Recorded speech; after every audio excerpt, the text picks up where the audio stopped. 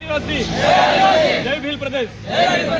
દોસ્તો, આ તમારી સમસ્યા નથી, આ સમસ્યા આખા ગુજરાતના આદિવાસી મજૂરોની છે જે ક્યાંક કડિયા કામ કરી રહ્યા છે, ક્યાંક કંપનીઓ કારખાના અને ફેક્ટરીઓમાં કામ કરી રહ્યા છે, ક્યાંક રોડ ક્યાંક બાંધકામમાં કામ કરી રહ્યા છે।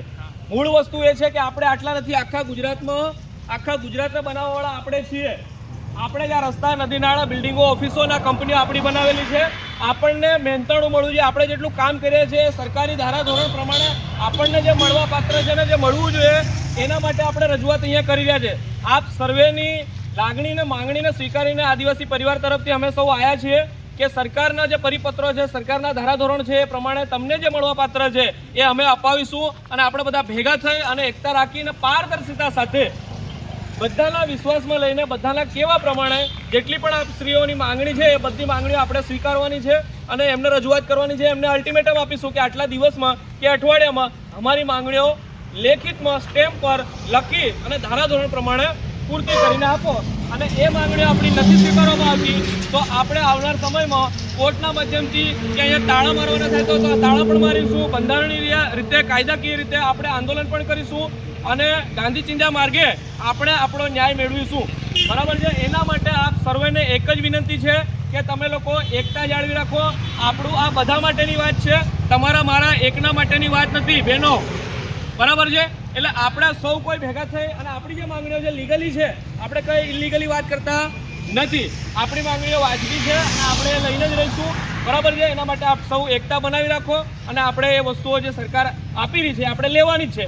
અને હમણાં વાત કરીએ એમ કે આ પ્રશ્ન તમારો મારો નથી, આ પ્રશ્ન આખા ગુજરાતમાં કામ કરતા દાહોદના આદિવાસી મજૂરોનો છે। એટલે અહીંયાથી આપણે એક સારી યુનિટીનો સારો એક મેસેજ અને આપણી જે માંગણીઓ છે એને દમથી સારી રીતે લીગલી રીતે લડી અને જીતી અને ન્યાય મેળવીશું તો આખા ગુજરાતમાં ક્યાંય પણ કોઈને એક્સિડન્ટ થાય છે, કોઈ મજદૂરનું અકસ્માત થાય છે, કોઈ મજદૂર જોડે કંઈ કરંટ લાગી જાય છે, પડી જાય છે, મરી જાય છે કે એને સાપ કરડી જાય છે કે કંઈ પણ એના જોડે અન્યાય, શોષણ, અત્યાચાર થતા હોય, કામના બદલામાં એને પૂરતું મહેનતાણું ના મળતું હોય અથવા કામ કરાવીને એને પૈસા ના આપવામાં આવતા હોય, કંઈક ચોરી માથે પાડી દેતા હોય, આવા કિસ્સાઓ રોજ બની રહ્યા છે।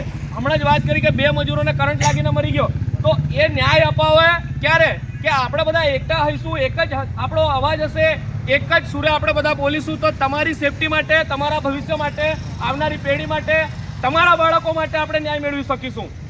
મૂળ વસ્તુ એ છે કે આપણે બધાએ એક સંદેશ આપવાનો છે, દરેક આખા ગુજરાતમાં કોઈ પણ શહેરમાં, કોઈ પણ જિલ્લામાં આપણા આદિવાસી મજૂરો કામ કરી રહ્યા છે એમને પણ મેસેજ મળે, એમને પણ ન્યાય મળે, કારણ કે મજદૂરોનું સંગઠન અને મજદૂરોની એકતા હોવી જરૂરી છે, તો જ આપણે ટકી શકીશું, નહીં તો શોષણમાં જીવીશું, આપણા બાળકો માટે આપણે કશું કરી શકવાના નથી। આપણે જે માંગી રહ્યા છે એ લીગલી છે, સરકારના ધારાધોરણ પ્રમાણે છે, આપણે બેઠા છે એ પણ બંધારણીય ગાંધી ચિંધ્યા માર્ગથી બેઠેલા છે ને આપણી માંગણીઓ રજૂઆત કરવાની છે, એમાં કોઈનાથી કોઈ ડરવાની કે ગભરાવાની જરૂર નથી। આપણે બધા જ લીગલી રીતે કામ કરી રહ્યા છે। બીજી વસ્તુ કે આપણે જે પણ કરી રહ્યા છે એમાં કોઈ પણ ફલાણા માણસે આ કરાવડાયું કે ઢીકણા માણસોએ આ લોકોને બોલાવીને આ બધું કરાવડાયું અને એવો કોઈ વ્યક્તિગત ટાર્ગેટ થાય તો કોઈને બાંધમાં લેવામાં આવે તો અમને અડધી કાળી રાતા ફોન કરજો, અમે કાળી રાતા પણ આવીશું। અને એવું આપણે ક્યારે નથી થવા દેવાનું કે ફલાણા વ્યક્તિએ આ વાત કરાવડાવી કે આ લોકોને બોલાયા। આ આપણી બધાની સાર્વજનિક અને સામૂહિક માંગણી છે, બરાબર છે? સહમત છો ને?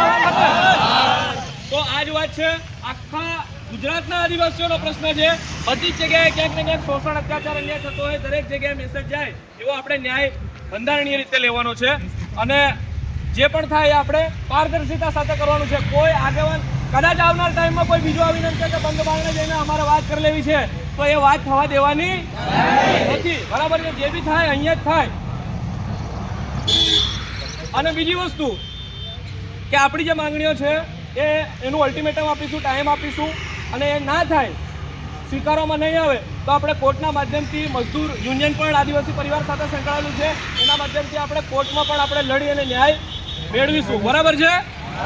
તો એકતા બનાવી રાખજો। જોહાર, જય આદિવાસી, જય ભીલ પ્રદેશ।